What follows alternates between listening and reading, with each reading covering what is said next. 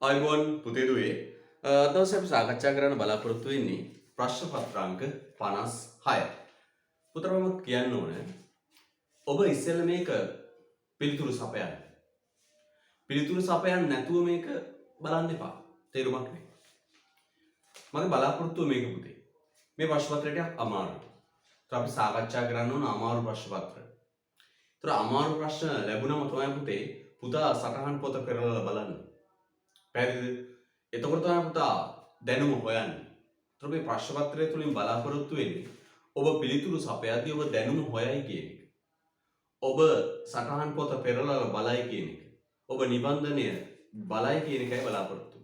හරිද? ඒතර ප්‍රශ්න පත්‍රය කරද්දී සටහන් පොත පෙරලලා දන්නේ නැති දේවල් හොයන්න ඕන. දැනුම හොයන්නට ඕන. ඒතර ඔබ දැනුම හොයලා දැනුම ගවේෂණය කළා ප්‍රශ්න පත්‍රයට පිළිතුරු ලියලා තමයි මේ සාකච්ඡා කරන වීඩියෝව නරඹන්න. හරිද? right. පළවෙනි ප්‍රශ්නේ ඔබේ හීනවන පළදා නීතිය ප්‍රකාශ කරනුයේ. හීනවන පළදා නීතිය ප්‍රකාශ කරනුයේ. පුතේ අපකෝ මෙන්න මෙහෙම. නිෂ්පාදන ආයතනයක කෙටි කාලයේදී නිෂ්පාදන ආයතනයක කෙටි කාලයේදී අපි දන්නවා සාධක දෙකක් තියෙනවා. මොකක්ද? ස්ථාවර සාධක. මොනවද ස්ථාවර සාධක කිව්වේ? නිමු ප්‍රමාණයත් සමග වෙනස් නොවන සාධක. ස්ථාවර සාධක. මොනවද? ඉඩම්, ගොඩනැගිලි, යන්ත්‍රෝපකරණ, තාක්ෂණය වගේ. ස්ථාවර සාධක ස්ථාවරව තියාගෙන විචල්්‍ය යෙදෝ මොනවද විචල්්‍ය යෙදෝ කිව්වේ? ශ්‍රමය, ඉන්ධන, විදුලිය, ජලය. පොඩක් ආයෙ මුලටම ගිහින් මතක් කළොත් පුතේ නිෂ්පාදන ආයතනයක කෙටි කාලයේ යෙදවුම් වර්ග දෙකයි. මොකක්ද යෙදවුම් වර්ග දෙක? ස්ථාවර සාධක සහ විචල්්‍ය සාධක. ස්ථාවර යෙදවුම් සහ විචල්්‍ය යෙදවුම්. ස්ථාවර යෙදවුම් කිව්වේ නිමවුම් ප්‍රමාණයත් සමග වෙනස් නොවන යෙදවුම්. මොනවද? ගොඩනැගිලි, ඉඩම්, තාක්ෂණය, යන් සූත්‍ර වගේ. විචල්්‍ය යෙදවුම් කිව්වේ නිපදවන ඒකක සංඛ්‍යාවත් සමග වෙනස් කරන යෙදවුම්. මොනවද? ශ්‍රමය, ඉන්ධන, විදුලිය, ජලය වගේ දේවල්. හරිද? right. තුන්තේ මේ ස්ථාවර සාධක ස්ථාවරව තියාගෙන විචල්්‍ය යෙදවුම් පමණක් වෙනස් කරමින් කටයුතු කරන කාලයකට කියන නමක් කෙටි කාලය. හරිද? කෙටි කාලය. පුතේ මේ කෙටි කාලීන නිෂ්පාදන ක්‍රියාවලිය මුහුණ දෙන න්‍යාය තමයි පුතේ හීනවන ඵල න්‍යාය. මොකක්ද මුහුණ දෙන්නේ? හීනවන ඵල න්‍යායට මුහුණ දෙනවා. මොකද හීනවන ඵල න්‍යාය කියන්නේ? මේ පැත්තට විචල්්‍ය යෙදවුම් දාලා මේ පැත්තට විචල්්‍ය යෙදවුම් දාලා ඔය පැත්තට විචල්්‍ය යෙදවුම් දාලා මේ පැත්තට ආන්තික ඵලදාව සාමාන්‍ය ඵලදාව දාලා ප්‍රස්ථාරයක් ඇන්දොත් මෙන්න බලන්න තේ හැසිරී ආන්තික ඵලදාව මෙන්න සාමාන්‍ය ඵලදාව. මොකද මුලදී වැඩි වෙලා එක්තරා මට්ටමකට පසුව අඩු වෙලා යනවා. මුලදී වැඩි වෙලා එක්තරා මට්ටමකට පස්සේ අඩු වෙලා යනවා. ඔය මුලදී වැඩි වෙලා එක්තරා මට්ටමකට පස්සේ අඩු වෙලා යන මේ නිමවුම් රටාවට කියනවා හීනවන ඵල න්‍යාය. හීනවන ඵල න්‍යාය. අපි තවදුරටත් මෙන්න මෙතෙන් තමයි මොකද වෙන්නේ පුතේ? හීනවන ඵල ආරම්භ වන්නේ. හීනවන ඵල ආරම්භය. පැහැදිලිද? අන්න එන අපි නිර්වචනය කිව්ව මොකද පුතේ? නිෂ්පාදන ආයතනයක කෙටි කාලයේදී ස්ථාවර යෙදවුම් ස්ථාවරව තබාගෙන විචල්්‍ය යෙදවුම් පමණක් වැඩි කරන විට ආන්තික ඵලදාව හා සාමාන්‍ය ඵලදාව මුලදී වැඩි වී එක්තරා මට්ටමකට පසුව අඩු වී යාම හීනවන ඵල න්‍යාය නම් වේ. මොකද පුතේ? නිර්වචන මතක් කරමු. නිෂ්පාදන ආයතනයක කෙටි කාලයේදී ස්ථාවර යෙදවුම් ස්ථාවරව තබාගෙන විචල්්‍ය යෙදවුම් පමණක් වැඩි කරන විට ආන්තික ඵලදාව හා සාමාන්‍ය ඵලදාව මුලදී වැඩි වී එක්තරා මට්ටමකට පසුව අඩු වී යාම හීනවන ඵල න්‍යාය ලෙස හැඳින්වේ. ඔය උත්තරේ තියෙන මොකේද පුතේ? උත්තරාංක 3. මොකද බලන්න. ආයතනයේ ස්ථාවර යෙදවුම් ප්‍රමාණයක් සමග විචල්්‍ය යෙදවුම් වැඩි වැඩියෙන් භාවිතා කරන විට ආන්තික ඵලදාව ක්‍රමයෙන් පහළ වැටෙන බවය.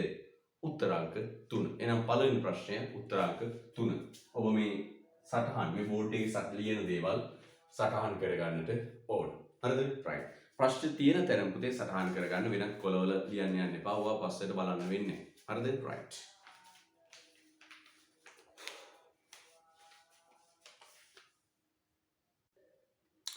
හොඳයි. එහෙනම් පළවෙනි ප්‍රශ්නේ උත්තරය උත්තරාංක 3. අපි ගමු දෙවෙනි ප්‍රශ්නේ. නිෂ්පාදනයේ ආරෝපිත පිරිවැයක් පවතිනවා. ඔය ආරෝපිත පිරිවැය කියන වචනේට උඩින් ලියන්න සමාන වචන. ආරෝපිත පිරිවැය ඉර කැලක් ගහලා ලියන්න. වක්‍ර පිරිවැය, ව්‍යංග පිරිවැය, වක්‍ර පිරිවැය කියනවා, ව්‍යංග පිරිවැය කියනවා, අදෘශ්‍ය පිරිවැය, අප්‍රකාශිත පිරිවැය කියන වචන දෙක. අදෘශ්‍ය පිරිවැය, ව්‍යංග පිරිවැය, අප්‍රකාශිත පිරිවැය. නේද? ඔය වචන කීපයක් ලියන්න. ආරෝපිත පිරිවැයක් පවතිනවා. පුතේ මේක ඇවිත් ගිණුම් කරණයේදී ලාභය විදියට සලකන්නේ මුළු අය භාරයෙන් ගිණුම් කරන පිරිවැය අඩු කළාට පස්සේ ලැබෙනවා කියන්නේ. මොකද පුතේ කිව්වේ? ගිණුම් කරන ලාභය කිව්වේ මුළු අය භාරයෙන් ගිණුම් කරන පිරිවැය අඩු කළ පසු ලැබෙන අගය. පුතේ ගිණුම් කරන පිරිවැය කියන්නේ කොටස් දෙකක්. මොකක්ද? ඍජු පිරිවැය සහ ගිණුම් කරන ෂය කියන කොටස් දෙක. ඍජු පිරිවැය සහ ගිණුම් කරන ෂය. එහෙනම් ගිණුම් කරණයේදී පිරිවැය කියලා සලකන්නේ ඍජු පිරිවැය සහ ගිණුම් කරන ෂය. හරිද? right. අපි ගිණුම් ෂය පොඩ්ඩක් අමතක කරමු. ගිණුම් ෂය අමතක කරමු. ආර්ථික ලාභය හැදෙන්නේ මුළු අය භාරයෙන්.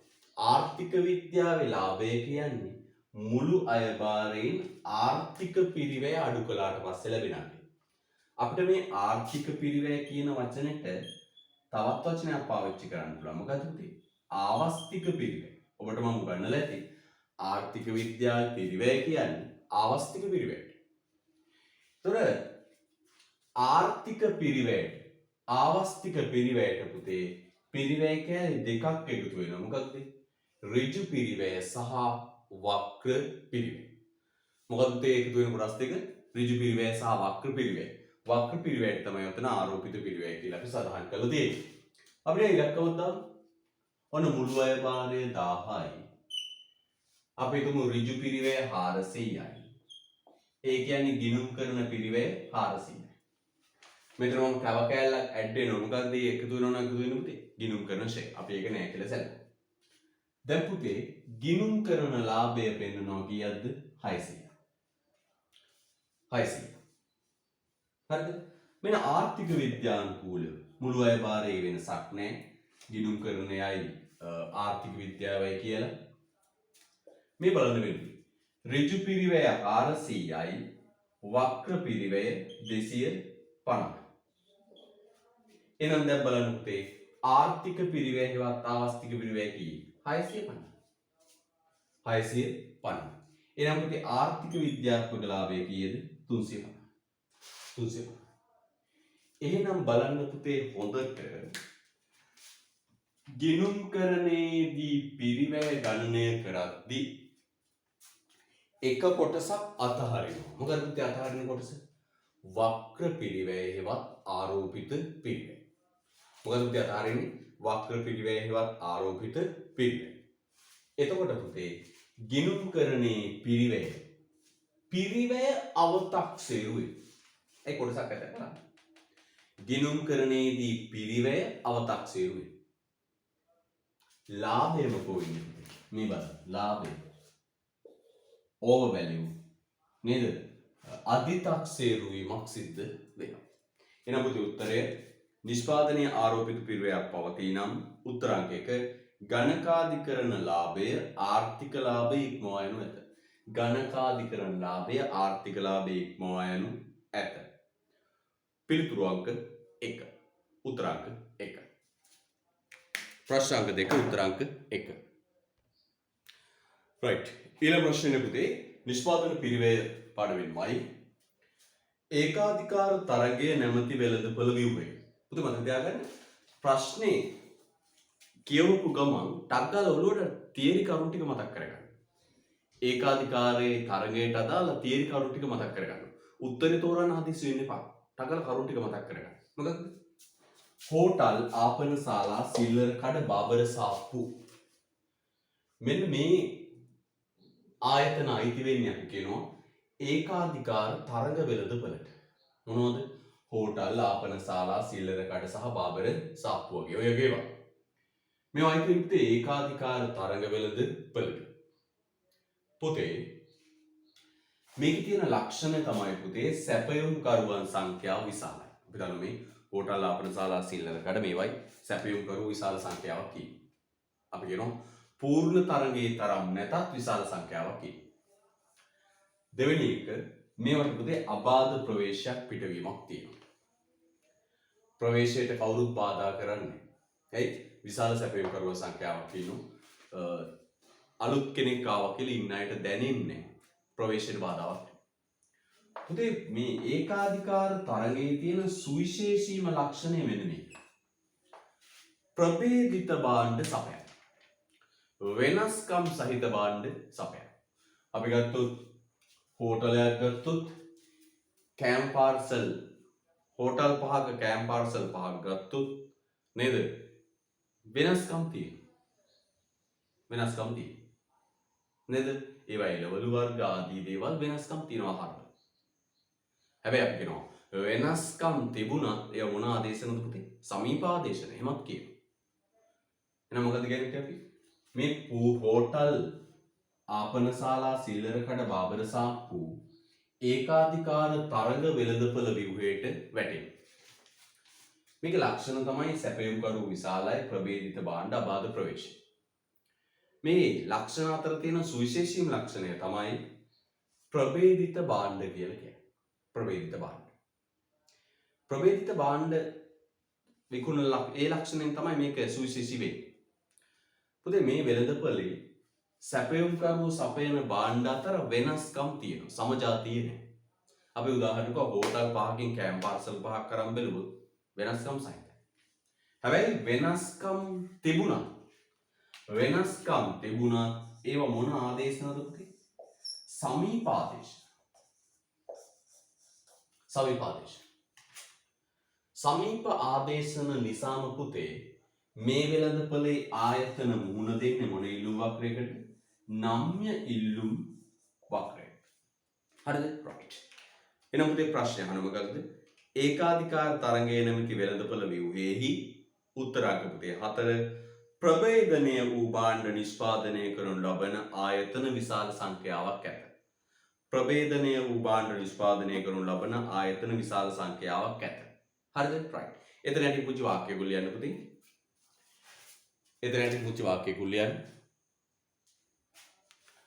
මෙම වෙළඳපොළ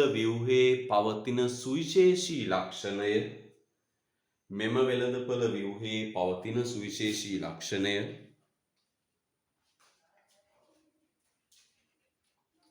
සුවිශේෂී ලක්ෂණය භාණ්ඩ ප්‍රභේදනය කොට තිබීමයි. සුවිශේෂී ලක්ෂණය භාණ්ඩ ප්‍රභේදනය කොට තිබීමයි.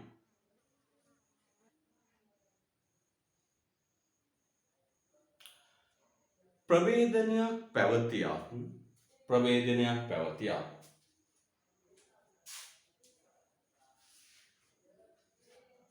සැපයුම් කරුවන් සපයන භාණ්ඩය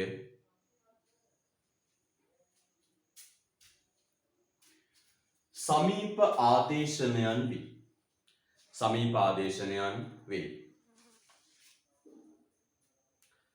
ආදේශනයන් වේ.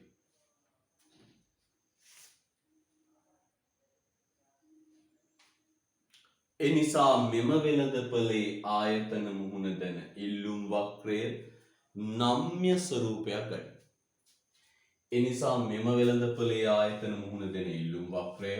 නම්‍ය ස්වරූපයක් ගනී. නම්‍ය ස්වරූපයක් ගනී. right. එහෙනම් පුතේ උත්තරාංක 4. තුනට උත්තරාංක 4.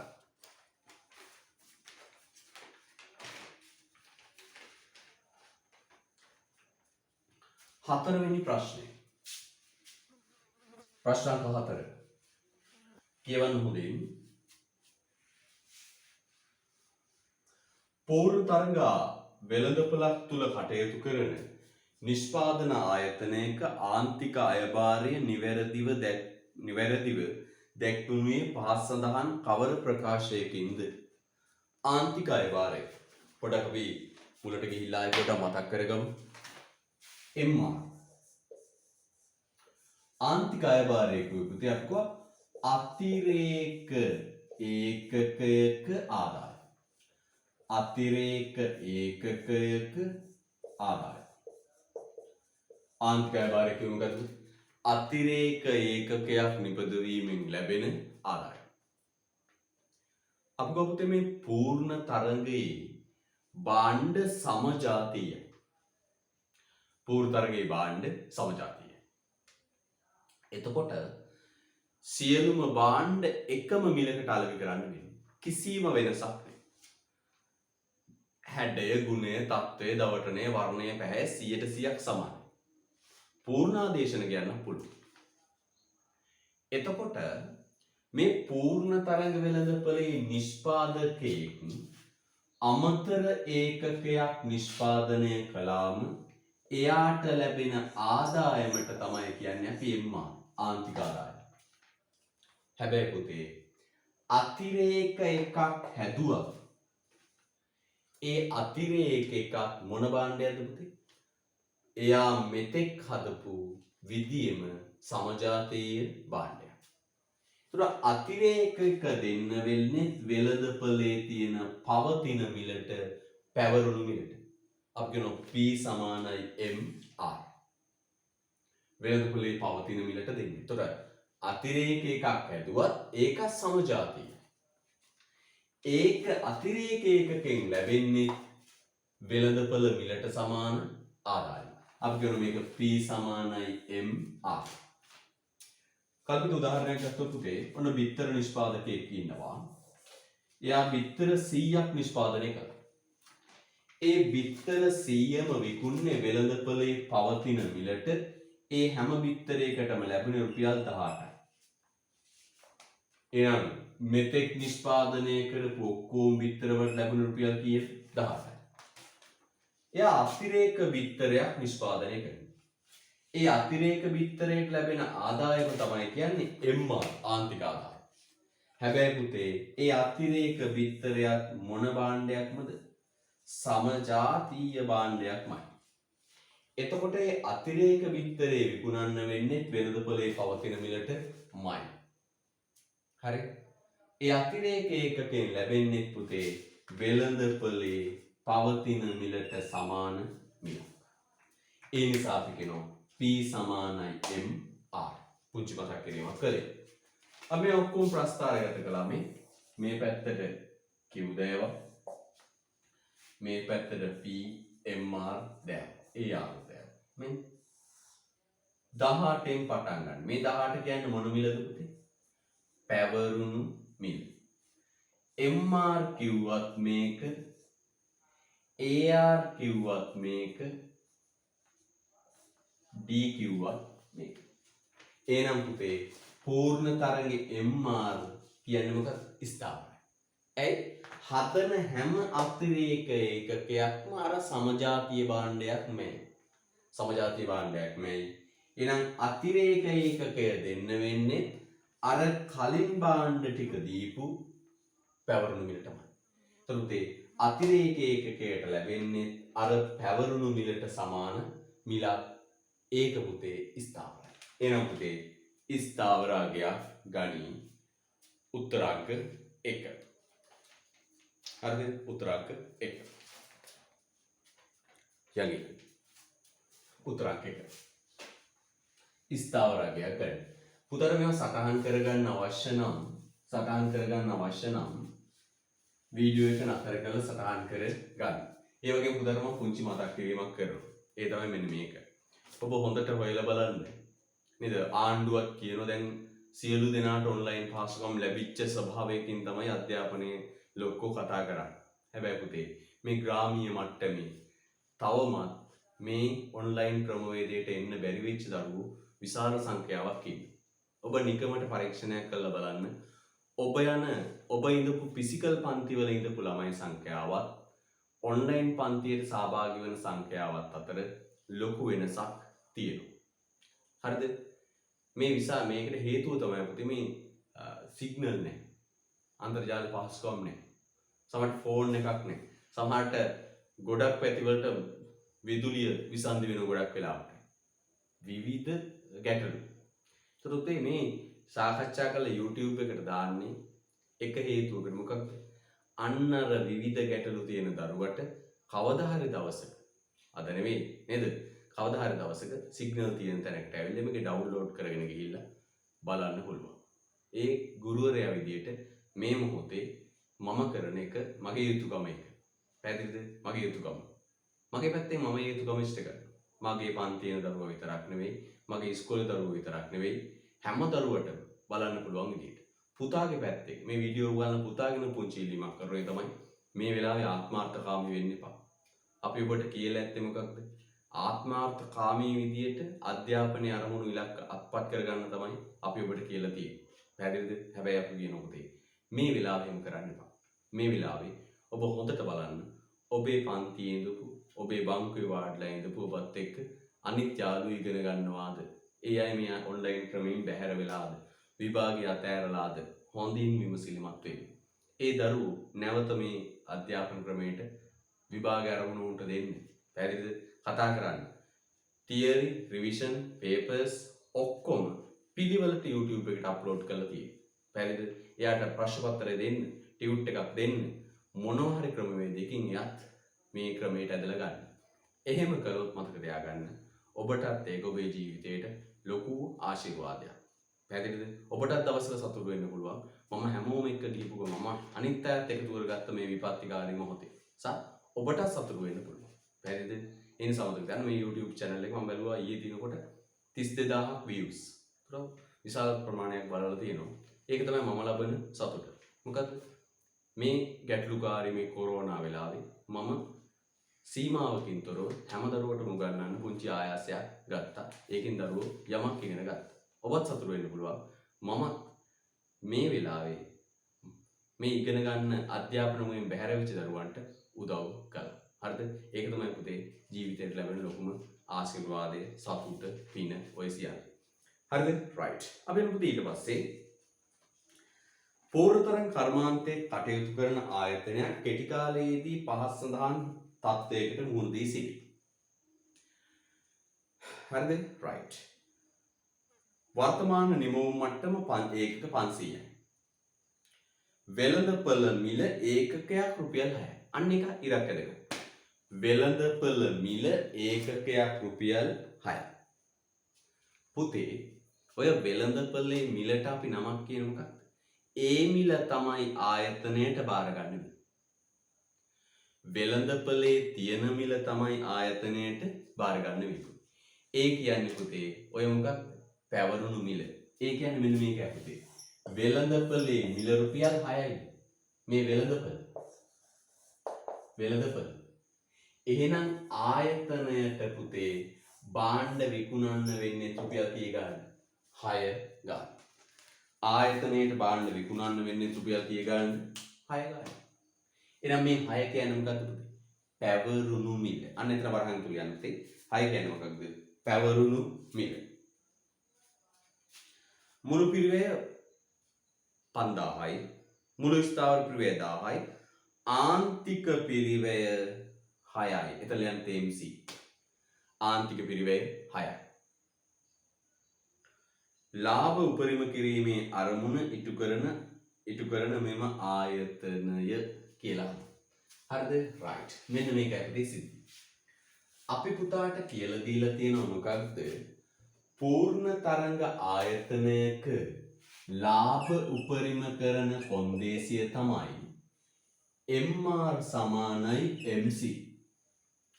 MR සමානයි MC. ආන්තික අයභාරය ආන්තික පිරිවැයට සමාන වෙන අවස්ථාවේ තමයි පුතේ අපි කියන්නේ මොකක්ද? මොකද මේ ලාභය උපරිම තත්ත්වයට පත් වෙනවා. එහෙනම් පූර්ණ තරංග ආයතනයක ලාභ උපරිම කරන කොන්දේසිය මොකක්ද? ලාභ උපරිම කරන කොන්දේසිය තමයි MR සමානයි MC. හරිද? MR MC ට සමාන වෙයි. පුතේ අපි තව දෙයක් කියමු මොකක්ද? මේ පූර්ණ තරංග ආයතනේ තව තුනක් P සමානයි MR සමානයි AR. දැන් මම මොහොතකට කලිනුත් කිව්වා MR කිව්වේ අමතර ඒකකක ආදායම. අමතර ඒකකයක් හැදුවත් ඒ අමතර ඒකකය දෙන්න වෙන්නේ වෙළඳපොලේ මොන මිලට? පැවරුණු මිලට. පැවරුණු මිලට. ඒ නිසා පුතේ P සමානයි MR සමානයි AR. අප මේ ලාභ උපරිම කරන කොන්දේසිය පූර්ණ තරංගයට අදාළව මෙහෙම ලියන්න පුළුවන්. MR කියන තැනට දාන්න පුළුවන් P. P සමානයි MC කියලා කියන්න පුළුවන්. නේ? තව ඕන මෙහෙම කියන්න පුළුවන්. තව කොහොමද කියන්නේ? P සමානයි MR සමානයි AR නේ. AR සමානයි MC කියලා කියන්න පුළුවන්. ඇයි? මේ තුනම සමානයි. ඔන්න ඕක තමයි පුතේ මේ ලාභ උපරිම කරන සමතුලිත කොන්දේසිය. දැන් මේ බලන්න හොඳට. අපි දැන් රූපයකට යමු. මෙන්න පුතේ MR. අපි ගා මෙන්න මිල 6යි. මේ මොන මිලද පුතේ ඇත්තටම? වෙළඳපළ පැවරුණු මිල. වෙළඳපළේ තියෙන මිල 6 නම් ආයතනයට භාණ්ඩ සපයන්න වෙන්නේ 6ට. ආයතනෙන් භාණ්ඩ ඉල්ලන්නේ 6ට. එහෙනම් පුතේ මිල 6යි P. MR උත් 6යි. AR උත් 6යි. MR වක්‍රෙත් මේක, AR වක්‍රෙත් මේක, ඉල්ලුම් වක්‍රෙත් මේක. ඒ වගේම පුතේ මේ බලන්න. මේ තියෙන්නේ MC. ඔය තියෙන MC. MC. එතකොට බලන්න පුතේ හොඳට මෙන්න Q. ඔන්න පුතේ මෙන්න මෙතෙන්දී ඉටු වෙලාලු. ඉටු වෙනව මොකක්ද? MR සමානයි MC. ඒ අවස්ථාවේ නිමවුම් ප්‍රමාණය වර්තමාන නිමවුම් මට්ටම ඒකක 500. 500. හරිද? right. ඔන්න ඔක කියන්නේ. බලන්න. මෙන්න මේ 500ක් හදනකොට අපි ඉරියන්ද ගත්ත දෙක බලන්න. MR 6යි. භාණ්ඩේ මිල 6යි. නේ? මිලත් 6යි, MR උත් 6යි, AR උත් 6යි. මිල නැත්තම් MR 6යි. 500ක් හදනකොට MC 6යි. එහෙනම් දැන් MR උත් 6යි, MC 6යි. මේ ආයතනය පුතේ MRC සමානයි MC කියන ලාභ උපරිම කොන්දේසිය අත්පත් කරගෙන ඇත. ලාභ උපරිම කොන්දේසිය අත් කරගෙන ඇත. එහෙනම් දැන් පුතේ ලාභ උපරිම කරන මට්ටම අත් කරගෙනද නැද්ද? අත් කරගෙන. දැන් නිමවුම අඩු කරන්න ඕනත් නැහැ, වැඩි කරන්න ඕනත් නැහැ. ලාභ උපරිම කොන්දේසිය අත්පත් කරගෙන හමාරයි. පැහැදිලිද? දැන් අපි මේ හරියේ ඉඳියා නම් 15ට එනවා. මේ හරියේ ඉඳියා නම් නිමවුම වැඩි කරනවා. මේ හරියේ ඉඳියා නම් නිමවුම අඩු කරනවා. මේ හරියේ ඉඳියා නම් නිමවුම වැඩි කරනවා. හැබැයි දැන් පුතේ MR සමානයි MC කොන්දේසිය ඉටු වෙනවා. මිල 6යි. මිල 6 කියන්නේ MR උත් 6යි. 6යි. අපිට ප්‍රශ්නෙම කියනවා MC 6යි. එහෙනම් මේ ආයතනය දැනටමත් ලාභ උපරිම කරන කොන්දේසිය අත්පත් කරගෙන හමාරයි. MR සමානයි MC කොන්දේසිය අත්පත් කරගෙන හමාරයි. පැහැදිලිද? ඒ කියන්නේ පුතේ දැන් මේ ආයතනය ලාභ උපරිම තත්ත්වයට ඇවිල්ලාද නැද්ද? ඇවිල්ලා. එහෙනම් කරන්න ඕන මොකද්ද? නිෂ්පාදනය වැඩි කරන්න ඕනත් නැහැ, නිෂ්පාදනය අඩු කරන්න ඕනත් නැහැ. තියෙන මට්ටම පවත්වාගෙන යන්න ඕන. ලස්සන පුතේ මේ රූප සටහන් දාගන්න.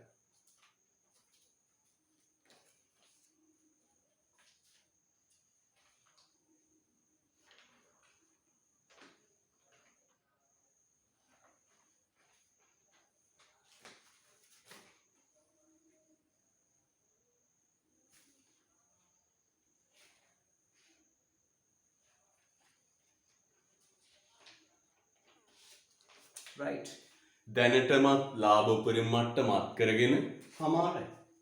එහෙනම් කරන්න ඕන මොකක්ද? නිෂ්පාදනය වෙනස් නොකර පවත්වා ගන්න ඕන. උත්තරාංකය පුතේ නිමවුම් ප්‍රමාණය නොවෙනස්ව තබා ගත යුතුය. නිමවුම් ප්‍රමාණය නොවෙනස්ව තබා ගත යුතුය. හොඳයි පුතේ. අපි ඊළඟට ජාතික ගිණුම්කරණය පාඩමට අදාළ ප්‍රශ්න ටිකක් සාකච්ඡා කරන්නයි සූදානම් වෙන්නේ. අපි ඉඳලාට ජාතික ගිණුම්කරණයට අදාළ ප්‍රශ්න.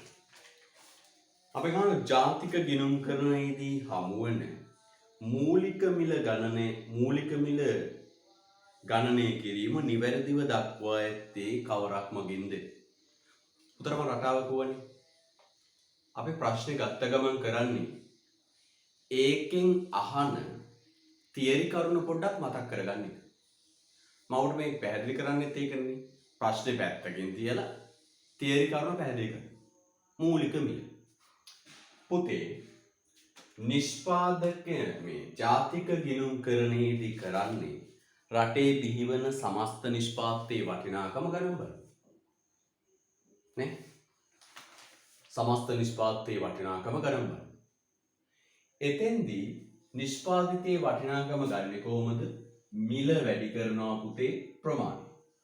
මිල වැඩි කරනවා මොකෙන්ද? ප්‍රමාණය. මිල වැඩි කරන ප්‍රමාණය. කර්මාන්තශාලාවට ගිහිල්ලා භාණ්ඩ මිල අහනවා වැඩි කරන ප්‍රමාණය. එතෙන්දි පුතේ මිල විදියට ගන්න පුළුවන් මිල තුනක් තියෙනවා. මොකක්ද? මූලික මිල, නිෂ්පාදකයාගේ මිල, වෙළඳපළ මිල. එහෙනම් මුලටම මේ මොකක්ද මේ මිල කතන්දරය කියන එක බලන්න. ජාතික ගිණුම්කරණයේදී භාණ්ඩේ වටිනාකම ගන්න කොහොමද? ජාතික ගිණුම්කරණයේදී කරන්නේ නිෂ්පාදනයේ වටිනා රටේ බිහි වෙච්ච සමස්ත නිෂ්පාදයේ වටිනාකම බලන එකනේ. එතෙන්දී අපි නිෂ්පාදන ආයතනෙන් ආයතනයට ගිහිල්ලා වටිනාකම ගන්න. කොහොමද වටිනාකම ගන්නේ? මිල වැඩි කරනවා ප්‍රමාණය. තොර නිෂ්පාදනයේ මිල විදියට පාවිච්චි කරන්න පුළුවන් මිල තුනක් තියෙනවා. මූලික මිල, නිෂ්පාදකයාගේ මිල, වෙළඳපළ මිල. මූලික මිලෙන් වටිනාකම අරන් ජාතික ගිණුම් හැදුවොත් මූලික මිලට නිෂ්පාදනයේ වටිනාකම. නිෂ්පාදනයේ වෙළඳපළ මිලට අරන් හැදුවොත් ඒකට කියනවා වෙළඳපළ මිලට නිෂ්පාදනයේ වටිනාකම ආදී වශයෙන්. හරිද? right. එතනයි මේ මිල වර්ග තුන එන්නේ. පුතේ නිෂ්පාදකයාගේ මිල, මූලික මිල. අපෙන් අහන්නේ මේ මූලික මිල කියන්නේ මොකක්ද? පුතේ නිෂ්පාදකයා භාණ්ඩය අලෙවි කරන්න සූදානම් අවස්ථාවේ එයාගේ මිල තමයි පුතේ මේ මූලික මිල කියන්නේ. නැත්නම් මෙහෙම කියන්න පුළුවන්. නිෂ්පාදකයාට තමන්ගේ ආදායම වැඩියට ලැබෙන මිල. ඒ මතක තියාගන්න. නිෂ්පාදකයාට තමන්ගේ ආදායම විදියට ලැබෙන මිල. තමන්ට ආදායම විදියට ලැබෙන මිල. පුතේ බලන්න. මේ තමයි පුතේ මිල. නිෂ්පාදකයාගේ මිල කියන්නේ මොකක්ද? මේ කර්මාන්ත ශාලාවෙන් එළියට දෙන අවස්ථාවේ මිල. අපි දැන් කර්මාන්ත ශාලාවට ගියොත් භාණ්ඩේ ගන්න අපිට ගන්න වෙන්නේ කීයද? 105ට. 105ට. හැබැයි පුතේ අන්නේ මිල මොකක්ද? නිෂ්පාදකයාගේ මිල. හොඳට බලන්න. නිෂ්පාදකයාට තමන්ගේ ආදායම වශයෙන් ලැබෙන මිල මූලික මිල. නිෂ්පාදකයට තමන්ගේ ආදායම වශයෙන් ලැබෙන මිල මූලික මිල. නැත්නම් භාණ්ඩය අලෙවි කිරීමට සූදානම් වන අවස්ථාවේ මිල කියන්න පුළුවන්. මේ නිෂ්පාදකයාගේ මිල කියන්නේ මොකක්ද? කර්මාන්ත ශාලාවෙන් එළියට දෙන මිල. මෙහෙම හිතන්නකෝ. ඔන්න අපි ගියොත් කර්මාන්ත ශාලාවට භාණ්ඩය ගන්න. අපිට ගන්න වෙන්නේ කීයටද? 105ට. හරිද? එතකොට මෙන්න මේ මිල පුතේ මේ මිලට භාණ්ඩ විකුණන් දෙන්නේ. මේ මිලට ආණ්ඩුව ගහනවා පුතේ මොනවද? බදු. ඒ ආණ්ඩුව ගහන බදු ටික පුතේ එකතු වෙනවා. පුතා ගන්න බදු ගහුව බදු භාණ්ඩ මිලට බදු එකතු වෙනවා. සහන ආධාර ටික අඩු වෙනවා. එතකොට තමයි පුතේ නිෂ්පාදකයාගේ මිල එන්නේ. නිෂ්පාදකයාගේ මිල. එනම කොහෙන්ද? මෙන්න අලෙවි කරන්න සූදානම් කරලා තියෙන අවස්ථාවේ මිල කීයද? 100යි. මේක ඇතුලේ බදු නැහැ. බදු නැහැ. තේරුණාද? තාම බදු ගෙවන්න උනේ නැහැ. භාණ්ඩ කර්මාන්තශාලාව ඇතුලේ මේ හදලා ඉවරුණා විතරයි. නිෂ්පාදකයාට පනවපු බදු තාම ගෙවන්න උනේ නැහැ පුතේ. මේ භාණ්ඩෙට නිෂ්පාදකයාට රුපියල් 8ක බද්දක් ගහලා තියෙනවා. හැබැයි තාම බද්ද ගෙවන්න උනේ නැහැ. තාම කර්මාන්තශාලාවේ ෆිනිෂ් වුණා විතරයි. හැබැයි පුතේ නිෂ්පාදකයාට දීපු සහනාධාර ටික භාණ්ඩේ හදාගෙන යද්දි දීපු සහනාධාර ටික මේක ඇතුලේ තියෙනවා. අන්න ඒක හොඳට මතක තියාගන්න. දැන් ඔන්න භාණ්ඩේ හදලා ඉවරුණා විතරයි. හදලා ඉවරුණා විතරයි. තාම ආණ්ඩුවට බදු ගෙවන්න උනේ නැහැ. හදලා ඉවරුණා විතරයි. එහෙනම් මේක ASCII පුතේ බදු නේ. මූලික මිලේ බදු ඇතුළත් උන්නේ. තාම බදු ගෙවන්න නැහැ නෝ. හැබැයි භාණ්ඩේ නිෂ්පාදනය කරගෙන යද්දී නිෂ්පාදකයාට දීපු සහනාධාර ටික මේක ඇතුළේ තියෙනවා. අන්න දැන් පුතේ මූලික මිලේ නිෂ්පාදකයාගේ මිලට යන්න මොකද කරන්න ඕන? බදු ටික එකතු කරන්න. නේ? බදු ටික එකතු කරලා ඉතින් භාණ්ඩේ 100යි වටිනාකම ආණ්ඩුවට කියන බද්ද 8ක් ඕන 100යි 8යි 108යි. සහනාධාරය පුතේ අඩු කරනවා. පුතා කොහොමද දන්නේ? බදු මිලට එකතු කරන සහනාධාරය අඩු කරනවා. ඒතර 100යි 8යි 108යි 108න් 3ක් ගියාම 105යි. ඒ 105 කියන්නේ මොකක්ද? නිෂ්පාදකයාගේ මිල. නිෂ්පාදකයාගේ මිල. දැන් එහෙනම් පුතේ මම පුතාට කියනවා හදන්න සමීකරණයක්. හදන්න සමීකරණය. මූලික මිල සමානයි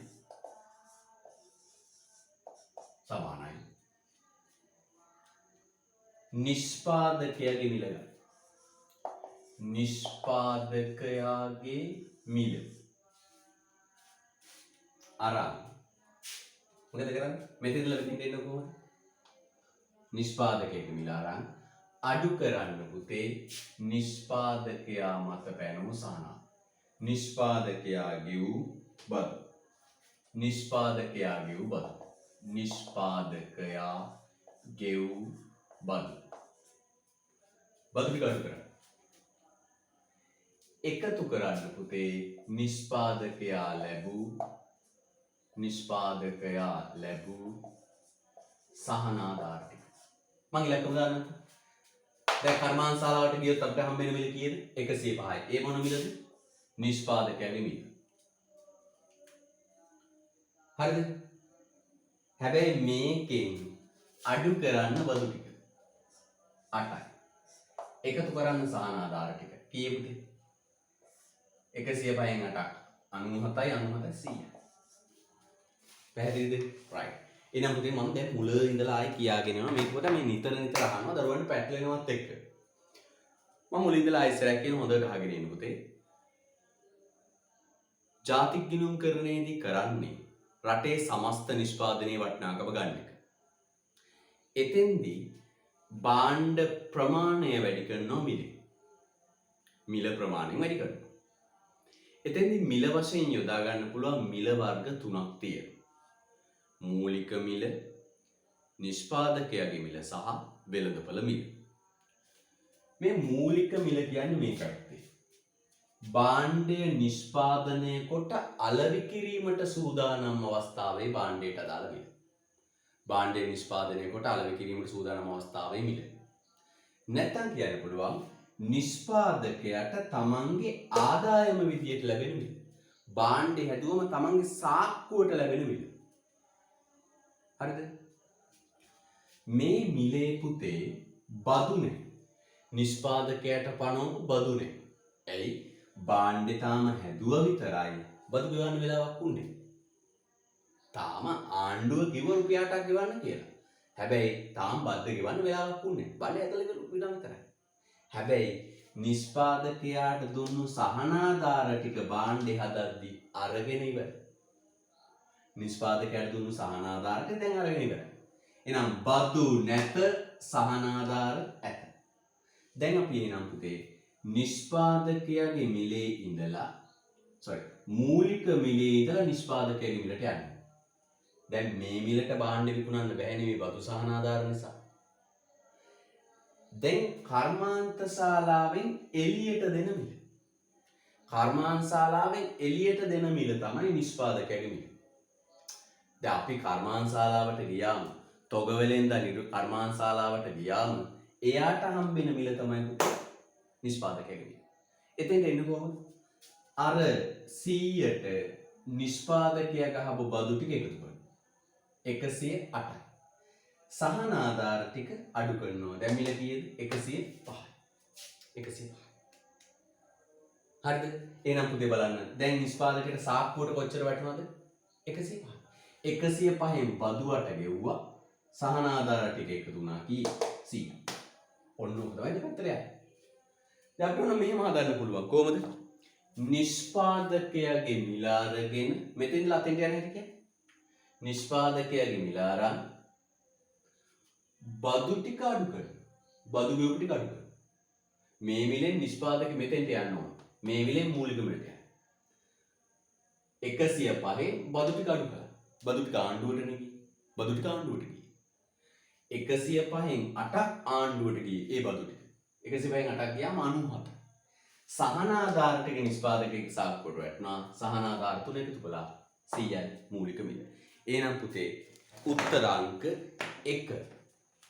6ට උත්තරාංක 1 නිෂ්පාදකයාගේ මිලට නිෂ්පාදකයාට ලබා දෙන සහනාධාර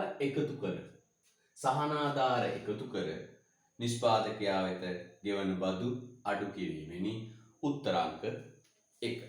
එහෙනම් 6ට උත්තරාංක 1. සටහන් කරගන්න අවශ්‍ය දරුවෝ සටහන් කරගන්න.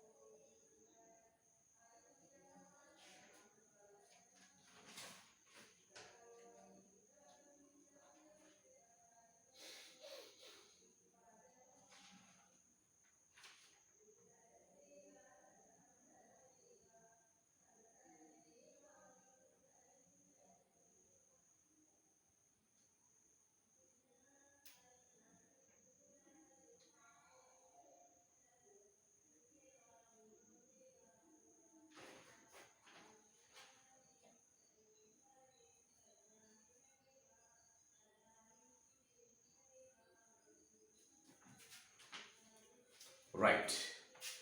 යන් ඊළඟ ප්‍රශ්න බලමු. දලදේශීය නිෂ්පාදනය ගණනය කිරීමේදී නිෂ්පාදන ඉමෙන් බැහැර කරන ඒවායින් පහත කවරද? නිෂ්පාදනීම්. පුතට මතකයි නිෂ්පාදන ඉම කිව්වේ මොකක්ද? අපි ගුවා ජාතික ගිණුම්කරණයේදී කරන්නේ රටේ බිහිවෙච්ච නිෂ්පාදනවල වටිනාකම් එකතු කිරීම. ජාතික ගිණුම්කරණයේදී කරන්නේ මොකද්ද පුතේ? රටේ බිහිවෙච්ච නිෂ්පාදනවල වටිනාකම් ටික එකතු කරන එක. එහෙම නිෂ්පාදන ටික එකතු කරන එක තමයි අපි කරන්නේ පුතේ. එහෙම එකතු කරද්දී ඇතුළත් කරන නිෂ්පාදන මොනවද? බැහැර කරන නිෂ්පාදන මොනවද යන්න පිළිබඳව තියෙන ගයිඩ්ලයින් එක මඟ පෙන්වීමට කියනවා පුතේ නමක් නිෂ්පාදන ඉම.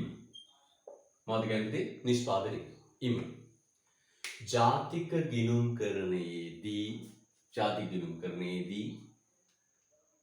රටේ නිෂ්පාදනයට ඇතුළත් කළ යුත්තේ මොනවද? දලදේශීය නිෂ්පාදනයට ඇතුළත් කළ යුත්තේ මොනවාද?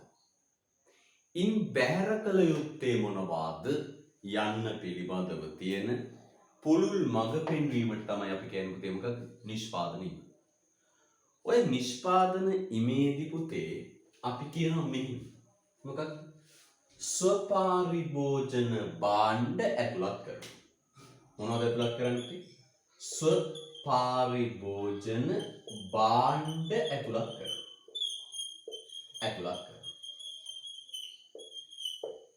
ඒ කියන්නේ පුතේ ඔව් අපිට අර පරණ ක්‍රමේන අපි ඔකට කිව්වා මේ යැපුම් ආර්ථික කටයුතු කියලා. නේද? පරණ ජාතික ගිණුම් ක්‍රමයේදී නම් අපි ඔකට කිව්වා යැපුම් ආර්ථික කටයුතු කියලා. පුතේ අපි නිවසට අවශ්‍ය භාණ්ඩයක් නිවස තුල නිෂ්පාදනය කරගෙන පරිභෝජනය කළොත් අපි ඔකට කිව්වා ස්වපාරිභෝජන භාණ්ඩ. නිවසට අවශ්‍ය එළවලු නිවසේ වගා කරගන්න, නිවසට අවශ්‍ය බංගුවක් ආදී දේක් නිවස තුල හදාගන්න, නිවසට අවශ්‍ය කිරි බිත්තර ටික නිවසේ සකස් කරගන්න. ඔව්. දැන් ස්වපාරිභෝජන භාණ්ඩ ඇතුළත් කරනවා. හැබැයි පුතේ අපිට අවශ්‍ය සේවාවක් අපි විසින් හදාගෙන පරිභෝජනය කරනවා.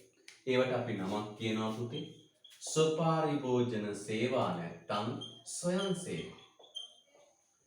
ස්වයං සේවා පුතේ ජාතික ගිණුම්කරණයට ඇතුළත් නොවේ. එහෙනම් මොකද පුතේ කිව්වේ? එකක් බලන්න හරි වැඩේ නේද? ස්වපාරිභෝජන භාණ්ඩ ඇතුළත් කරනවා. ස්වපාරිභෝජන සේවා ඇතුළත් කරන්නේ. ස්වපාරිභෝජන සේවා නැත්නම් අපි ඒකට කියන්නේ සාමාන්‍යයෙන් ස්වයං සේවා ඇතුළත් කරන්නේ. එහෙනම් නිවසේට අවශ්‍ය එළවලු ටික නිවසේ හදාගත්තොත් ඇතුළත් කරනවා. නිවසට අවශ්‍ය බංකුවක් නිවසේ හදාගත්තොත් ඇතුළත් කරනවා. භාණ්ඩයක් නිවස තුල නිෂ්පාදනය කරගත්තොත් ඒක ඇතුළත් කරනවා. හැබැයි පුතේ ස්වයං සේවා ඇතුළත් කරන්නේ. නිවසට අවශ්‍ය සේවාවක් නිවස තුල නිෂ්පාදනය කරගත්තොත් ඇතුළත් කරන්නේ. විශේෂයෙන්ම අපි කියනවා පුතේ ගෘහණියක් නිවස තුල කරනු ලබන කටයුතු ස්වයං සේවා. දැන් ගෙදර අම්මා ආහාර සකස් කරනවා නේද? දරුවන් රැක බලා ගන්නවා, ගේ දොර පිරිසිදු කර ගන්නවා. ඒවා නේද? ස්වයං සේවා. ඒව ඇතුළත් වෙන්නේ. ඒ වගේම නිවසේ කෙනෙකුට ප්‍රවාහන පාසුකමක් දුන්නා කියලා ඒව ඇතුළත් වෙන්නේ නැහැ. එහෙනම් ස්වපාරිභෝජන භාණ්ඩ ඇතුළත් කරනවා, ස්වපාරිභෝජන සේවා ඇතුළත් කරන්නේ. ස්වපාරිභෝජන සේවා අපි කියන්නේ ස්වයං සේවා ඇතුළත් කරන්නේ නැහැ. එම ඇතුළත් කළ යුතු දෑ, ඇතුළත් නොකළ යුතු දෑ මෙන්න මේ විදියට ඇතුළත් කරමින් සිදු කරන මඟ පෙන්වීමට කියනවා පුතේ නමක් නිෂ්පාදන ඉම. පැහැදිලිද? නිෂ්පාදන ඉම. එනම් පුතේ උත්තරය වෙන්නේ ගෘහ ඒකක විසින් තම සමාජිකයන්ට ප්‍රවාහන පාසුකම් සැපයීම. 7 වෙනි ප්‍රශ්නයට උත්තරය 5. ගෘහ ඒකක විසින් තම සමාජිකයන්ට සේවා සැපයීම. එතන යටින් ලියන්න පුතේ ස්වපාරිභෝජන භාණ්ඩ නිෂ්පාදන ඉමට ඇතුළත් වන අතර. ස්වපාරිභෝජන භාණ්ඩ නිෂ්පාදන ඉමට ඇතුළත් වන අතර. ස්වපාරිභෝජන භාණ්ඩ නිෂ්පාදන ඉමට ඇතුළත් වන අතර.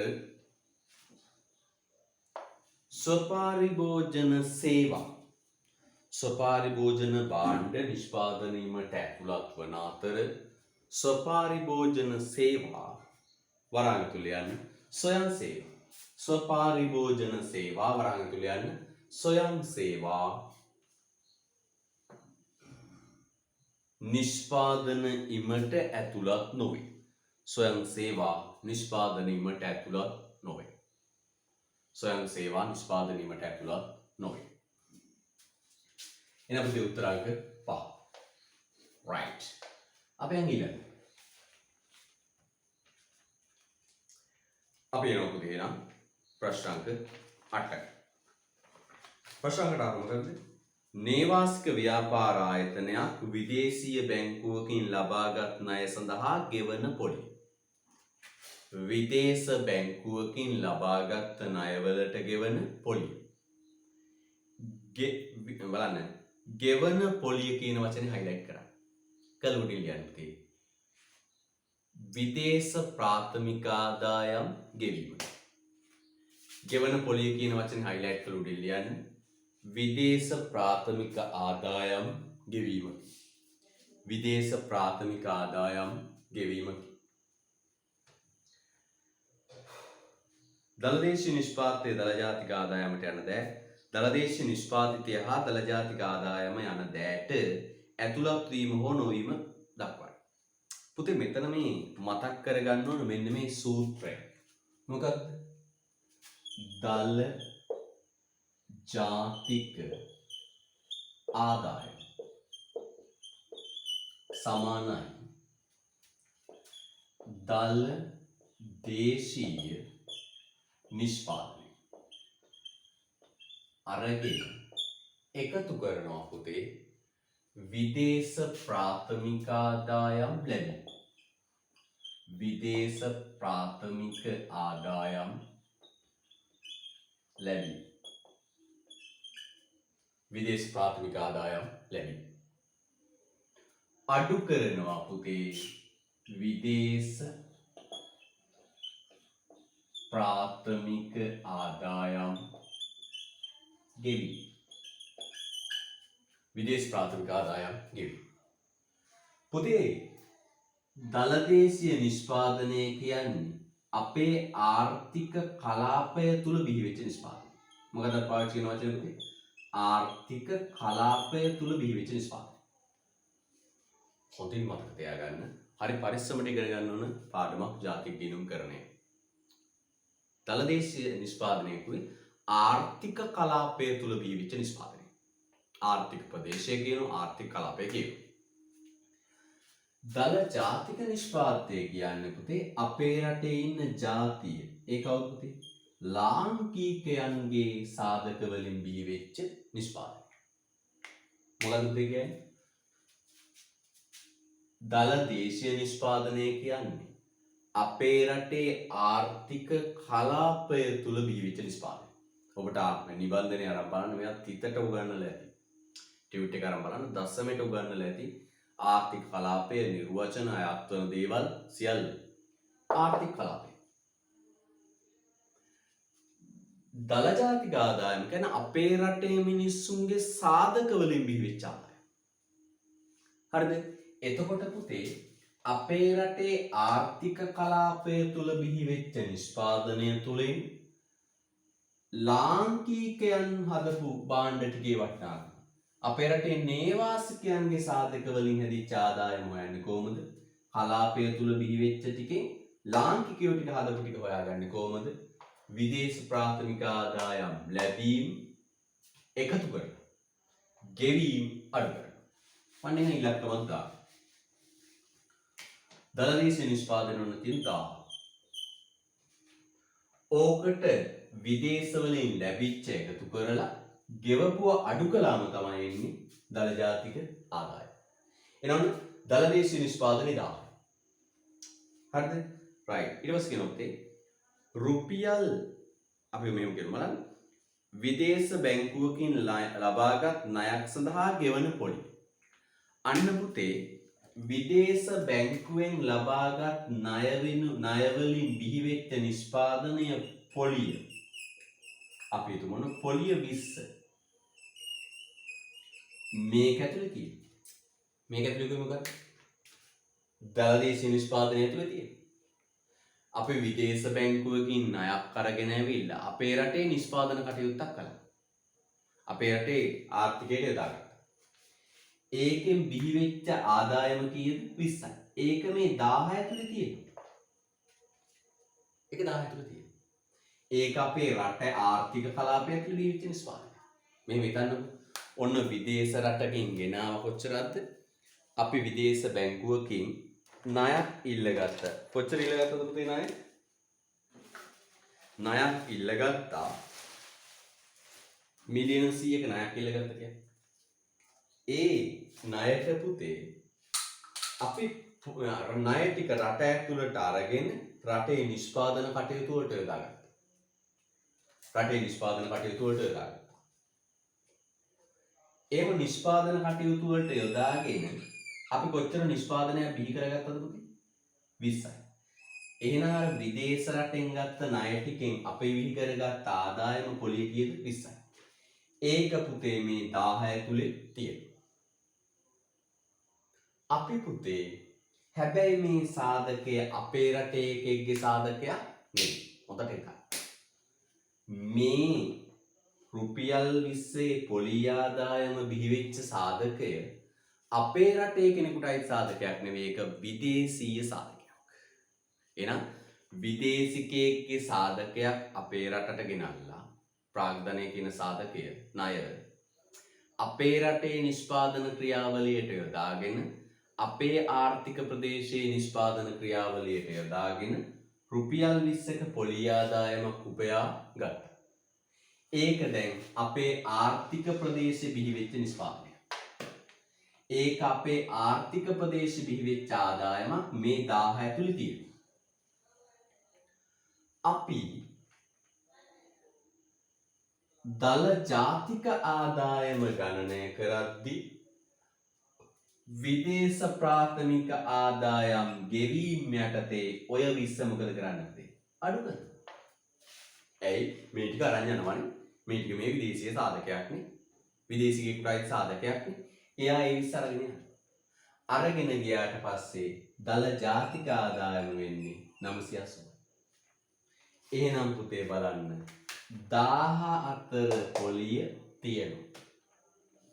හැබැයි ඒක ජාතික ආදායම බවට පත් වෙද්දි මෙතනින් අයින් කරනවා. ඇයි අයින් කරන්නේ? මෙතනින් 20 අයින් කරනවා. ඇයි අයින් කරන්නේ? ඒ සාධකයක විදේශිකයෙක්. ඒතර දල ජාතික ආදායම කියන්නේ අපේ රටේ මිනිස්සුන්ගේ ආදායම. දල ජාතික ආදායම ගණනේදී මේ 20 මේක අස්සෙන් අයින් කරනවා. එහෙනම් මෙතන 20 නැහැ. එහෙනම් පුතේ මේ ගෙවපු පොලි ටික දල දේශීය නිෂ්පාදනය තුල ඇතුළත් වේ. දල ජාතික ආදායම තුල ඇතුළත් නොවේ. උත්තරය පුතේ උත්තරාංක 4 ඇතුළත් දල දේශීය නිෂ්පාදනයට ඇතුළත් වේ.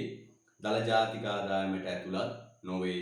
උත්තරාංක 4 ලස්සනට මේක දාගන්න. උත්තරාංක 4.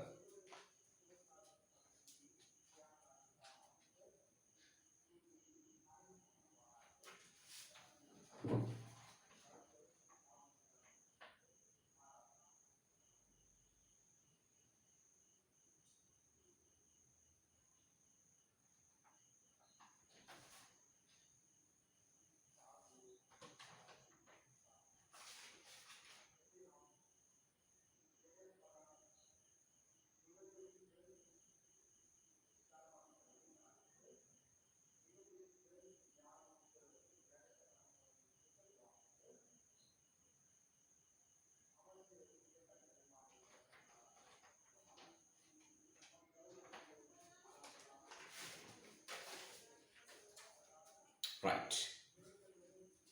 පුතේ පුතාට ප්‍රශ්නයක් තියෙනවා මට WhatsApp පණිවිඩයක් යොමු කරන්න. පුතා මේක මගේ පන්තියෙන් නැති දරුවෙක් නේරුවක් කමක් නැහැ. 071 560 5134 අංකයට WhatsApp පණිවිඩයක් කරන්න. ඒතර මට ඔබට අනිවාර්යෙන් උත්තරය දෙන්න පුළුවන්. ගැටලුව තියෙන වෙලාවට. වැව මතක තියාගන්න ඕන.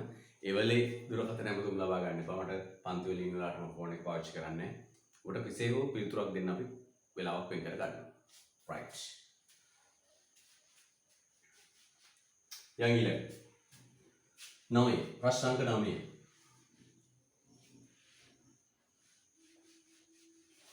ප්‍රශ්න අංක 9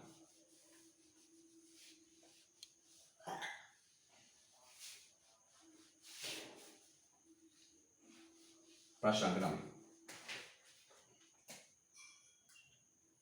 right. මොකද කියන්නේ ජාතික ගිණුම්කරණයේදී මූලික මිලයටතේ එකතු කළ අගය සලකනුයේ. පුතේ මම 55 පේපර් එකේ මේක ලොකුටම සාකච්ඡා කරා. නිසා මම මේක නැවත සාකච්ඡා කරන්න යන්නේ. 9 ප්‍රශ්නෙට උත්තරාංක 1. 9ට උත්තරාංක 1 මම මේක ලොකුටම සාකච්ඡා කරා. හරිද? රයිට් 55. 10 පුතේ වෙළඳපොළ මිලට දලදේශීය නිෂ්පාදිතය වනුයේ. මතක් කරමු පුතේ දැන් අපි වෙලාව පොඩ්ඩක් අරගෙන ආදායම් ප්‍රවේශය ආදායම් ප්‍රවේශය මතක් කරමු ආදායම් ප්‍රවේශ ආකෘතිය. පුතට මම ජාතික ගිණුම්කරණය නිබන්ධනයේ මේ ප්‍රවේශ තුනේම නිෂ්පාදනයේ වටිනාකම හොයන විදිහ මේ වගේ ආකෘතියක් ගහලා දුන්නා. මම පුතාට කියලා තියෙක පුතා නිතර පෙනෙන ස්ථානයක අලව ගන්න පිස්ටල් බෝඩ් එක ගහලා আদি වශයෙන් එහෙම කියලා ඇත්ත ඒවා කරලා ඇති කියලා හිතනවා. එහෙම කිව්වේ පුතේ මේක තමයි වැදගත්. මේක පුළුවන් නම් පුළුවන්. මතක කරමු ආදායම් ප්‍රවේශයට දලදේශීය නිෂ්පාදනය ගන්නේ කොහොමද? ආදායම් ප්‍රවේශයට දලදේශීය නිෂ්පාදනය ගන්නේ කොහොමද? පුතේ මෙන්න ගන්න විදිය. අපි ගන්නවා සේවක ආදායම්. සේවක ආදායම් ගන්න. හරිද? රයිට්. ආකෘතිය මේක කරා. ඊට පස්සේ අපි ගන්නවා පුතේ දල මෙහෙයුම් අතිරික්තය. දල මෙහෙයුම් අතිරික්තය. දල මෙහෙයුම් අතිරික්තය. පුතේ දල මෙහෙයුම් අතිරික්තය හැදෙන්නේ අංක කරමු අපි.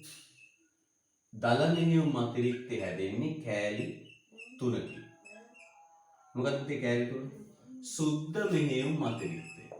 සුද්ධ මෙහෙයුම් අතිරික්තය මිශ්‍ර ආදායම ස්ථාවර ප්‍රාග්ධන පාරිභෝගික. හරිද? රයිට්. ඔය කෑලි තුනෙන් තමයි හැදෙන්නේ දල මෙහෙයුම් අතිරික්තය. ඊට පස්සේ ගන්නවා පුතේ නිෂ්පාදනය මත අනිකුත් බදු සහන ආදායම.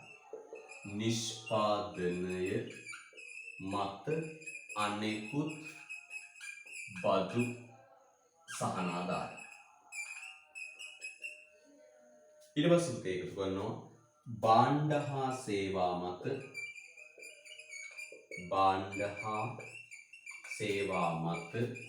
බදු සහන ආදායම. ඔය තුනෙන් තමයි එන්නේ පුතේ මොකක්ද? වෙළඳපොළ මිලට දදින්න. වෙළඳ මිලට දල දේශීය නිෂ්පාදනය. අපි අහනවා පුතේ ඔන්න ඕක මතක් වුණා නම් හරි. එහෙනම් මොනවද පුතේ එන්නේ? ආදායම් ප්‍රවේශ දෙන්නේ කොහොමද? සේවක ආදායම ගන්න, දල මෙහෙයුම් අතිරික්ත ගන්න, නිෂ්පාදනය මත අනිකුත් බදු සහන ආධාර ගන්න, භාණ්ඩ හා සේවා මත බදු ගන්න, වෙළඳපොළ මිලට දදෙන්නේ. එහෙනම් පුතේ උත්තරාංක 1. උත්තරාංක 1 මේක පොඩක් දාන්න. උත්තරේ නෙමෙයි පුතේ වැදගත්. මෙන්න මේක මතකයට ගන්න.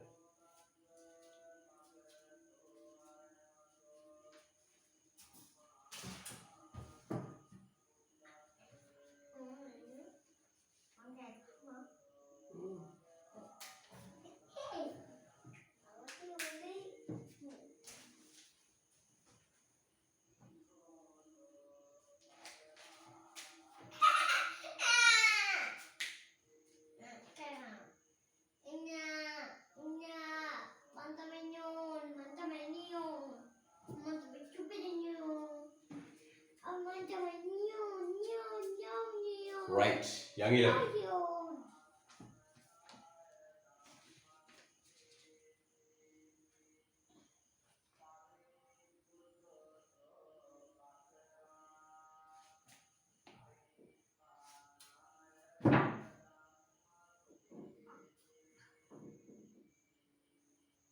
Right. Yeah.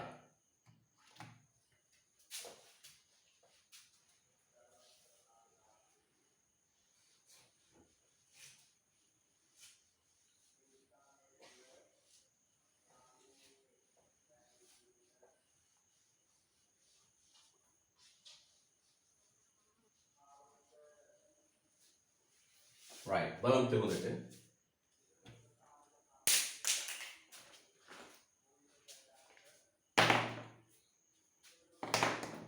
එක්තරා ආර්ථික පාලන සපයාට ආර්ථික වර්ධන අනුපාතය පුතේ මතක් කරමු ආර්ථික වර්ධන අනුපාතයේ සූත්‍රය ආර්ථික වර්ධන අනුපාතය සමානයි අපි ගමුද සමීප වර්ෂ දෙකක් අතර ස්ථාවර මිලට දදෙමි වෙනස උඩ කොහොමද දන්නද සමීප වර්ෂ දෙකක් අතර ස්ථාවර මිලට දදෙමි උඩ පෙර වර්ෂයේ දදෙමි යට පෙර වර්ෂයේ ස්ථාවර මිලට දදෙමි යට වැඩි කරනවා පුතේ 100ට 100 වැඩි කරනවා 100ට 100 හරිද right යා පුතේ අපිට දෙන වර්ෂ දෙක තමයි 2019 2020 නේ 2019 2020 අපිට 2020 19 ස්ථාවර මිලට දදෙනි දෙනවා කීයද පුතේ 80000 ඒක නම් 2019 දීලා තියෙන්නේ ඒ 2019 80000 හැබැයි 2020 එක දීලා නැහැ අපි ගන්නවා දදෙනි ගන්නේ කොහොමද මේ බලන්න එහෙනම් අපි ගමු පුතේ මොකක්ද මේ බලන්න 2020 දදෙනි පවත්නා මිලට දදෙනි ගන්නේ කොහොමද පවත්නා මිලට දදෙනි ගන්නේ කොහොමද වෙන්නේ මූලික මිලට සමස්ත එකතු කළාගේ තියෙනවා මූලික මිලට සමස්ත එකතු කළාගේ තියෙනවා මූලික මිලට සමස්ත එකතු කළාගේ තියෙනවා භාණ්ඩ හා සේවා මත සුද්ධ බදු තියෙනවා වාසේ සුද්ධ බදු තියෙනවා එහෙනම් මූලික මිලට සමස්ත එකතු කළාගේ තියෙනවා කීයද පුතේ 95000 භාණ්ඩ හා සේවා මත සුද්ධ බදු තියෙනවා පුතේ කීයද 10000ක් එහෙනම් 2020 දදෙනි කීයද පවත්නා මිලට දදෙනි කීයද 1,50,000 1,50,000 මෙන්න මේ කොට දාගන්න පුතේ ඉඩමදි මේ සූත්‍රය කියන මේ ලියුප් ටික දාගන්න මට මේක මකන්න ඉඩමදි මේ ටික දාගන්න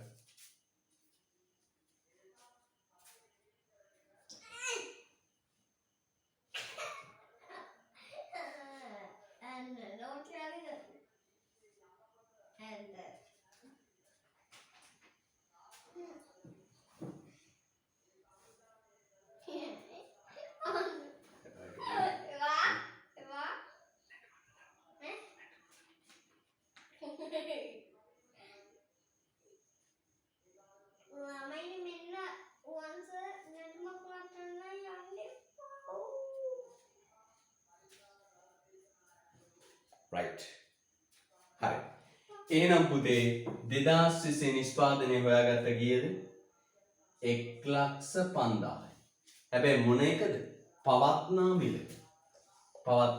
එහෙනම් පුතේ බලන්න හොඳට අපි දැන් හොයාගත්තා පවත්නා මිලට නිෂ්පාදනය 2020 කීයද 1,50,000 හැබැයි මෙතෙන්ට 1,50,000 දාන්න බෑ මෙතන පුතේ අපි ආර්ථික වර්ධනයට ගන්නේ ස්ථාවර මිලට.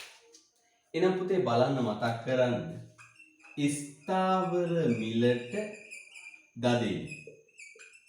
ගන්නේ කොහොමද? පවත්නා මිලට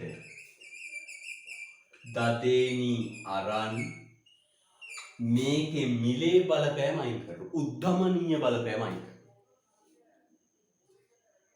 උද්ධමනීය බලපෑම අයින් කරන්න මොකෙන්ද බෙදන්නේ? ගම්ම්‍ය මිල දර්ශකය. වැඩි කරන 100%. දැන් මේ 2020 අපි 1,50,000 ගත්තේ මොන මිලටද? 2020 පැවතිච්ච මිලට. 2020 පැවතිච්ච මිලට. අපිට ඕන ස්ථාවර මිල.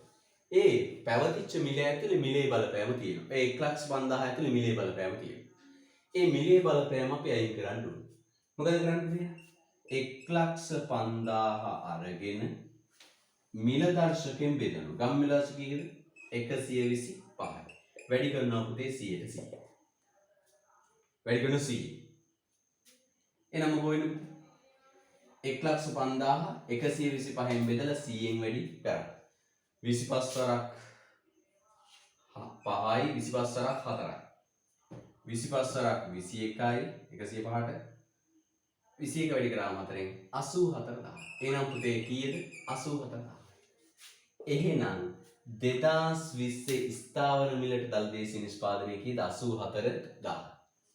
එහෙනම් පුතේ බලන්න 84000යි 80000යි 2019 80000යි 2020 84000යි කීයකින්ද වැඩි වෙලා තියෙන්නේ? 4000. බෙදන පුතේ පෙර වර්ෂයේ ස්ථාවර මිලට දදෙනි 80000යි සුළු කරාම උත්තරේ පුතේ 100ට 5යි. හදාගන්න. උත්තරේ 100ට 5යි උත්තරාංක 4.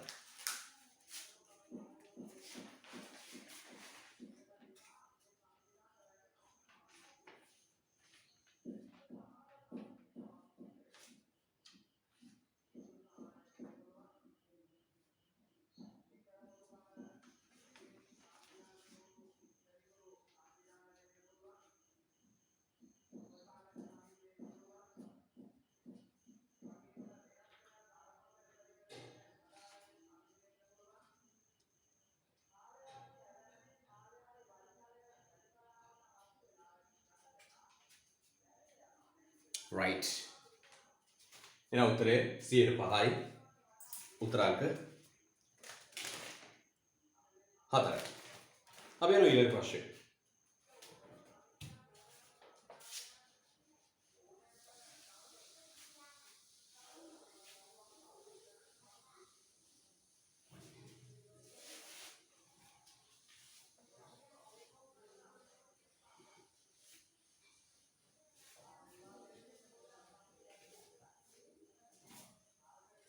ඊළඟ ප්‍රශ්නය. මෑත වර්ෂවල ශ්‍රී ලංකාවේ දළදේශීය නිෂ්පාදනයේ ඉහළම දායකත්වයක් සපයා ඇත්තේ. පුතේ අපි ඉස්සර කුෂි කාර්මික සේවා කියලා රටේ නිෂ්පාදන සංයුතිය බෙදුවා. කොහොමද බෙදුවේ? රටේ සමස්ත නිෂ්පාදනයේ කුෂි කොච්චරයිද, කාර්මික කොච්චරයිද, සේවා කොච්චරයිද කියලා බෙදුවා.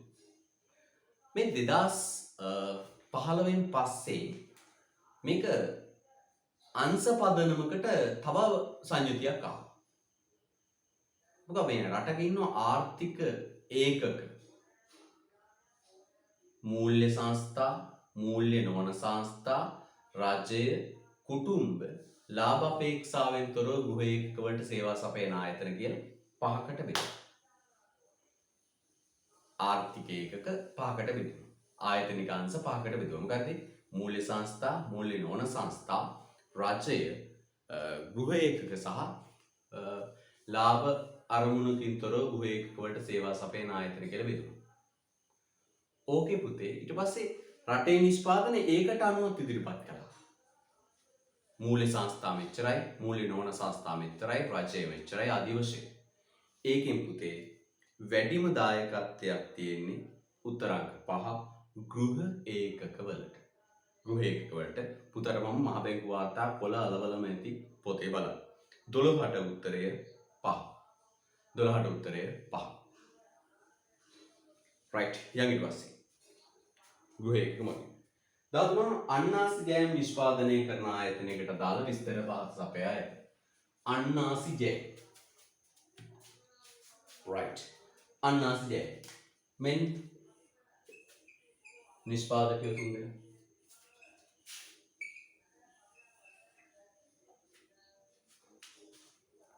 මෙන් නිෂ්පාදකයෝ තුන්දෙනා.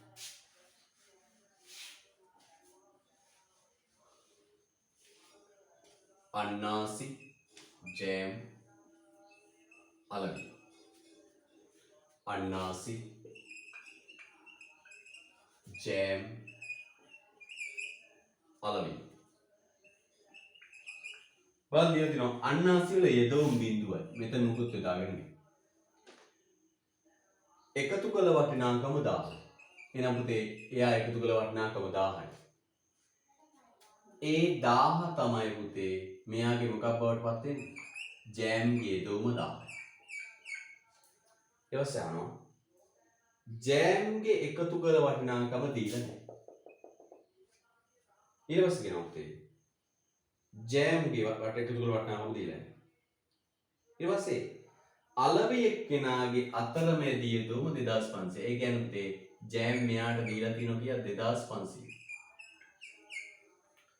තව බලන්න. ජෑම් 2000ක් අරන් මෙයාට අලවි කළා කියා 2500ක්. අලවි එක්කෙනාගේ යෙදවුම වෙන්නේ ජෑම්ගේ නිමවුම. බලන්න. අන්නාසිගේ නිමවුම ජෑම්ගේ යෙදවුම.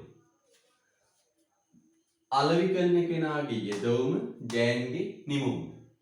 එහෙනම් බලන්න 1000ක් අතුලට අරන් 2500ක් එළියට දාලා එකතු කළාගේ කීයේ 1500යි. අලවි කරන කෙනා කොලාගේ 800යි. එහෙනම් පුතේ මේ බලන්න අවසාන නිෂ්පාදනය කී 2500යි 800යි 3300.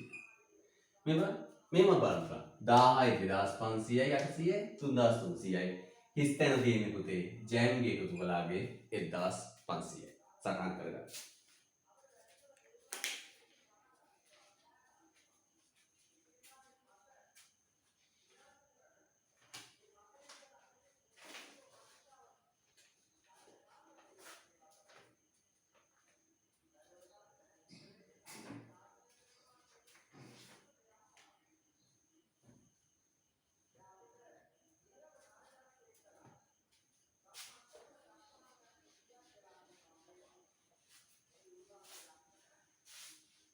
යගිය මොකද ඊළඟ පාසදාන් දෑවලින් දල දේශී ස්ථාවර ප්‍රාග්ධනය ගණනය කිරීමට ඇතුළත් කරුණු. පුතා දන්නවා අපි දල ආයෝජනය නැත්නම් අපි කියනවා දල දේශීය ප්‍රාග්ධන සම්පාදනය. දල දේශීය ප්‍රාග්ධන සම්පාදනය කොටස් තුනයි. මොකද කොටස් තුන? දල දේශීය ස්ථාවර ප්‍රාග්ධන සම්පාදනය. මොකද දල දේශීය ස්ථාවර ප්‍රාග්ධන සම්පාදනය. දෙක තොග වෙනස් වේ. තොග වෙනස් වේ.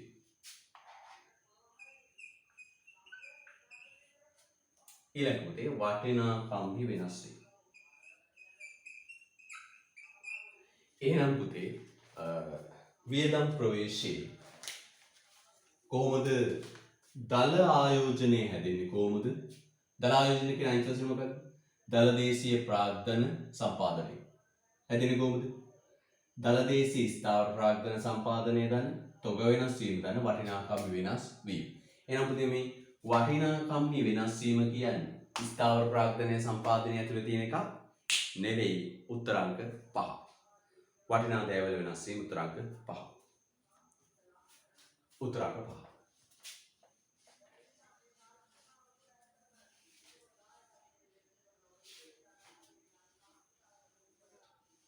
right ඊළඟ 15 දලදේශීය වියදමෙන් වෙළඳපොළ මිලට දලදේශීය දල ජාතික ආදායම ලබා ගැනීම සඳහා කළ යුතු ගැළපීම් නිවැරදි වන්නේ. මෙන්න දලදේශීය වියදම. මට කැමති දලදේශීය වියදමට අත් වශයෙන් තියෙන්නේ මොනවද? කුටුම්බ පාරිභෝජනය, රාජ්‍ය පොදු පාරිභෝජනය, දල ආයෝජන. ඔන්න. මොකද පුතේ දලදේශීය වියදම කියන්නේ? දලදේශීය වියදම කියන්නේ මොකක්ද? යා. පුතේ කොහොමද ඉන්නේ? එහෙනම් දලදේශීය වියදම කිව්වේ සීතල ජීතනයි රට ඇතුළේ ඉඳන් වියදම් කරන ආර්ථික කාර්ය තුන් දෙනා. කුටුම්බ පාරිභෝජනයට වියදම් කරනවා, රාජ්‍ය පොදු පාරිභෝජනයට වියදම් කරනවා, ආයෝජනයේ වියදම් කරනවා. පුතට මතකද මම පහුගිය දවස්වල රාජ්‍ය පොදු ආර්ථිකයේ පාඩමේදී කිව්වා මේ G කියන්නේ මොකක්ද? වර්තන වියදමෙහි ඇතුළත් භාණ්ඩ හා සේවා මිලදී ගැනීම. හොඳයි පුංචිටම මතක් කරගන්න. පාඩම් දෙක සම්බන්ධ වෙන දැන. වර්තන රාජ්‍ය වියදම කෑලි තුනයි. මොකක්ද? වර්තන වියදම්, ප්‍රාග්ධන වියදම්, සුද්ධ ණය. රාජ්‍ය වියදම කෑලි තුනයි. වර්තන වියදම, ප්‍රාග්ධන වියදම, සුද්ධ ණය. වර්තන වියදම කෑලි තුනයි. වාසය මිලදී ගැනීම, පොලී ගෙවීම, වර්තන සංග්‍රහය. ඒකේ පුතේ වර්තන වියදමේ තියෙන වාසය මිලදී ගැනීම තමයි මේ රාජ්‍ය පාරිභෝජනය කියලා කියන්නේ. පුතේ මේකට එකතු කරන්න ඕන සුද්ධ අපනය.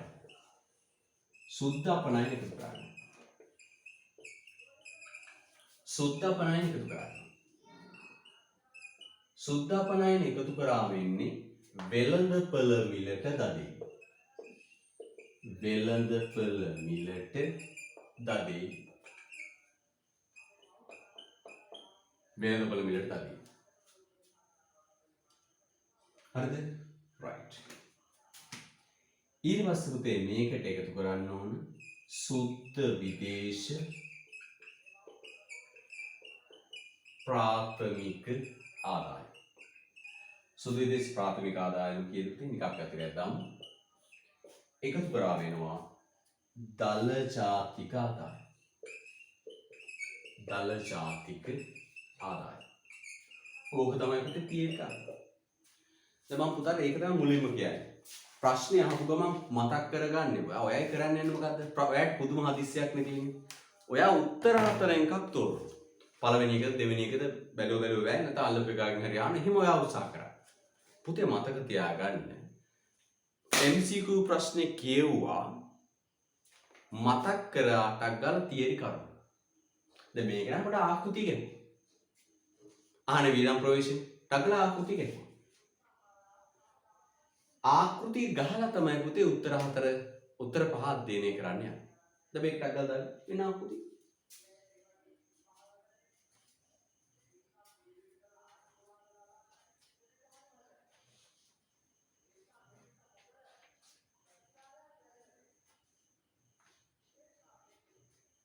right. එහෙනම් බලන්න පුතේ. දැන් මේ වගු මොඩල් එක. වගු මොඩල් එකේදී පුතාට මම කියලා තියෙනවා. මේ තීරු වලට ටික් කරගෙන යන්න. ටික් කළා. අවසානයේ හරි වැටිච්ච පෙළිය තමයි ගන්න. මේ වගු මොඩල් එකේ MC. දැන් පළවෙනි එක බලන්න. සුද්ධ අපනයන අපි මොකද කරේ පුතේ? එකතු කරයි. දැන් සුද්ධ අපනයන එකතු කරයි කියලා තියෙන තීරු ටික් දාන්න. පළවෙනි එක, තුන්වෙනි එක, පස්වෙනි එක ටික් පැටලා තියෙනවා. right. ඊට පස්සේ සුද්ධ වක්‍ර බදු. පුතේ සුද්ධ වක්‍ර බදු අදාළද? සුද්ධ වක්‍ර බදු අදාළ නැහැ. පුතේ මම නැවත පුනා ඔබට කියන්නේ මෙන්න මේ ආකෘතිය ගහලා බිත්තිය ගහගන්න. මේන්තර ಜಾති ගිණුම් කරණයක් නැහැ. ප්‍රශ්න ගණනාවකට උත්තරේ මේක. ඔබට මම කිව්වේ දවස්වල මම නැවත මතක් කරනවා පුතේ. ඒ කඩදාසියක විසිල් බෝඩ් එක පුංචි වෙලාවක් කරා ගහගන්න. මේක බිත්තිය. කවදාවත් පැටලෙන්නේ නැහැ පුතේ ಜಾති ගිණුම් කරන්න. ඔබට සියලු පහසුකම් දීලා තියෙන්නේ. නේද? නිබන්ධනය ගත්තන් ඉහන් ආට ಜಾති ගිණුම් කරණයක් නැහැ. නිබන්ධනයේ පාස් පේපර් ටික කරලා තියෙන්නේ. සියල්ල කරලා තියෙන්නේ. පැහැදිලිද? ඔබට තියෙන මේක පාඩම් කරගන්න. විෂයන් තුනට සමානව කාලය ප්‍රතියක්. මම පුනා කියන දේ තමයි පුතේ මොකක්ද? එක විෂයක් වැඩිපුර කරන්න එපා. එහෙම වුණොත් ඒ විෂයට ඒකක් අරන් ගෙදර.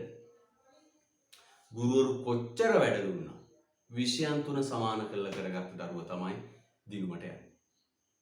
තරයේ මතක තියාගන්න. හුඟක් දක්ෂ දරුවෝ ගෙවල් වල නවතින. ඔබ සමීක්ෂණයක් කරලා බලන්න මේ දෙනියයි මොරව කපුරැස්ස මේ ප්‍රදේශයේ හුඟක් දක්ෂ දරුවෝ ගෙවල් වල නවතිනවා. ඇයි? එයා එක විෂයක් බදාගෙන ඒක කර ඉන්න මට්ටමේ දරුවෝ. අන්තිමට ඒ විෂයට ලකුණු 99ක එකක් අරගෙන දරුවා ගෙදර. හැබැයි ඔබ මොලේ පාවිච්චි කරන්න. ඔබ තේරුම් ගන්න. විෂයන් තුනටම ඒ සාමාර්ථගත දරුවෝ විශ්වවිද්‍යාලයට. ඔබ මොන ගොඩටද වැටෙන්නේ කියන එක දැම්ම තීරණය කරන්න. පැහැදිලිද? එක විෂයක් කරන්න එපා. හරියටම සතියක වැඩ කරන කාලය තුනට බෙදලා විෂයන් තුනට දාන්න. මේ විෂය වැදගත් මේ විෂය වැදගත් නැහැ කියලා එකක් නැහැ. මම ඔබට කිව්වනේ ගිය අවුරුද්දේ වැඩිම ඉසඩ්ඩගේ හැදෙන්නේ ව්‍යාපාරාර්ථයෙන්. එහෙනම් වැදගත් විෂයක් කියලා එකක් තියෙද? එහෙනම් ගිය අවුරුද්දේ රෑන්ක් එක ඉස්සරහට ආවේ ව්‍යාපාරාර්ථනේ ලකුණු ගත්ත දරුවෝ. වැඩිපුර ලකුණු ගත්ත දරුවෝ. එහෙනම් මගේ පුතේ තේරුම් ගන්න. විෂයන් තුනට සමානව බාර දීපු දරුවා විශ්වවිද්‍යාලය. එක විෂයක් කර කර ඉඳපු දක්ෂ දරුවා ගෙදර මගේ විෂය කරන දක්ෂ දරුවෙක් කෙනෙක් මම දෙන වැඩ ඔක්කොම කරනවා සතිය වැඩි හරියක් කරන්නේ මගේ විෂය. එයා මම එයාට තෑගි දෙනවා මම එයාව අගය කරනවා මම එයාට පන්ති කියනවා ඔයා තමයි විශ්වවිද්‍යාලයන් ඔයා මගේ පළවෙනි කිහිප දෙනා අතරේ ඉන්නවා එයා ප්‍රොමෝට් කරනවා මගේ ආර්ථික විද්‍යා පන්තිය ඇතුලේ. පව් යහිංසක දරුවා. එයා තව තවත් ඉකෝඩ් කරනවා. අනිත් එක අතෑරලම දාලා. පවුතේ ප්‍රතිඵල එන දාට එයා මංගවට වෙලා කියනවා ඒ සාමාර්ථයක් තියෙනවා. හැබැයි අනිත් විෂයන් දෙකට ලකුණු නැහැ. මමත් කරන්නේ මොකක්ද? අනිත් විෂයන් දෙකට පළු යන්න බැන මගේ විෂයට විතරක් ඒකක් තියෙන එක ගැන වර්ණනා කරනවා. මගේ යතේ වැරද්ද. මොකද මගේ යතේ වැරද්ද? මම මේ දරුවට කිව්වේ නෑ විෂයන් තුනම කරන්න කියලා. පැහැදිලිද? ඒකට වග කියන්න ඕන මම. එහෙනම් මම ඔබට කියනවා විෂයන් තුන සමානව බර තිබ්බේ නැත්තම් ඔබ විශ්වවිද්‍යාලය යන්නේ. නියත නිශ්චිත වශයෙන්ම යන්නේ. විෂයන් තුන සමානව බර තියන්න මේ විෂය වැදගත් මේ විෂය වැදගත් නෑ කියලා විෂයක් නෑ. විෂයන් තුනම එක හා සමානයි. ඒ සමගිතේ මේකත් මගේ යුතුයකමක් තමයි මේවා ඔබට කියලා දෙන එක. එහෙනම් කිසිම හේතුවක් නිසා එක විෂයකට වැඩිපුර වැඩ කරන්න එපා. මගේ විෂයට වැඩිපුර වැඩ කරන්න එපා. අනිත් විෂයන් දෙක සමසමව වැඩ කරන්න. දෙවෙනි එක සූත්‍ර වක්‍ර බදු. අදාළ නැහැ. ගැළපීමක් නැත ගැළපීමක් නැත. උත්තරාංග ටික් කරන්න 4 5. සුදු විදේශ ප්‍රාථමික ආදායම එකතු කරයි. සුදු විදේශ ප්‍රාථමික ආදායම එකතු කරයි. එකතු කරයි කියන එක ටික් කරන්න. ස්ථාවර ප්‍රාග්ධන පාරිභෝජනයේ ගැළපීමක් නැහැ. ගැළපීමක් නැත. උත්තරාංක 5. උත්තරාංක 5. එනම් පුතේ අපි 56 සාකච්ඡා කරේ. මේ පේපර් ටික වේගෙන් සාකච්ඡා කරලා අප්ලෝඩ් කරනවා. ඒව හැම එකම බලන්න. එනම් පුතේ ආයුබෝවන් තෙරුවන් සරණයි. මේ අභියෝග යන ගමනේ අභියෝගත් එක්ක යන ගමන සාර්ථක වෙලා පුතාට ඒ සාමාර්ථ 3ක් අරගෙන විෂයන් 3ට මේ සාමාර්ථ අරගෙන විශ්වවිද්‍යාලයට යන්න ලැබෙන්න කියලා අපි ප්‍රාර්ථනා කරනවා. හරිද? රයිට්.